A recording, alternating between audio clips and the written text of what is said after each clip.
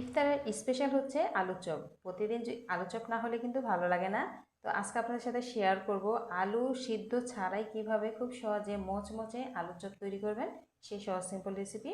আশা করছি রেসিপিটা ভালো লাগবে। ভালো লাগলে কিন্তু অবশ্যই লাইক কমেন্ট শেয়ার করতে ভুলবেন না এবং আমার চ্যানেলটাকে ফলো করতে ভুলবেন না।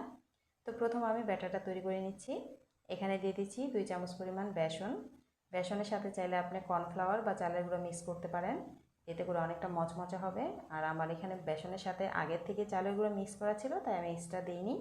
তো এর সাথে আমি সামান্য পরিমাণ দিয়ে দিচ্ছি হলুদের গুঁড়া, ভাজা জিরের গুঁড়া, স্বাদ মতো লবণ, দিয়ে দিচ্ছি ধনিয়া পাতা কুচি, দিয়ে দিব আদা রসুন বাটা আর দিয়েছি চিলি ফ্লেক্স। এরপর আমি একটু পরিমাণ মতো পানি নিয়ে নিচ্ছি। নর্মালি আমরা চপ তৈরি করতে যে ব্যাটারটা তৈরি করি একটু পাতলা হয়, কিন্তু এটা একটু ভারী করে করতে হবে। দেখলে বুঝতে পারছেন ব্যাটারটা ঠিক এরকম হবে। এরপর আমি এখানে একটি আলু নিয়েছি, আলুটাকে পরিষ্কার করে ভালো করে ধুয়ে নিয়েছি। এরপর পাতলা পাতলা করে এভাবে স্লাইস করে কেটে নিয়েছি। এরপর পানি ছড়িয়ে নিতে হবে ভালো করে।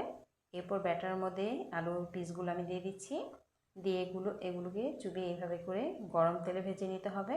তেলটা কিন্তু অতিরিক্ত গরম থাকতে হবে, তাহলে কিন্তু অনেকটা মচমচ আর ফুলকো ফুলকো হবে। দেখলে বুঝতে পারছেন যে এটা কতটা সহজে তৈরি করে নেওয়া যায়।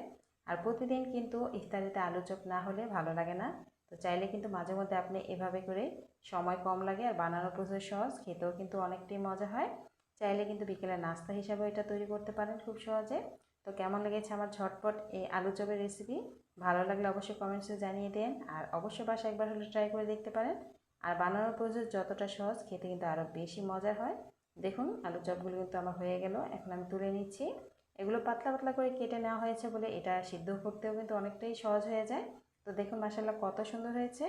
এরকম ফুলকো ফুলকো রেসিপি দেখতে হলে অবশ্যই আমার চ্যানেল ফলো দিয়ে রাখতে হবে। আর মজার মজার রেসিপি দেখতে হলে কোন রেসিপি আপনাদের কীরকম পছন্দ অবশ্যই কমেন্টস বক্সে জানিয়ে দিতে পারেন।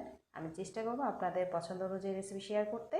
দেখুন মাশাআল্লাহ ভিতরে একটা কত সুন্দর হয়েছে। সবাই ভালো থাকবেন। আল্লাহ হাফিজ।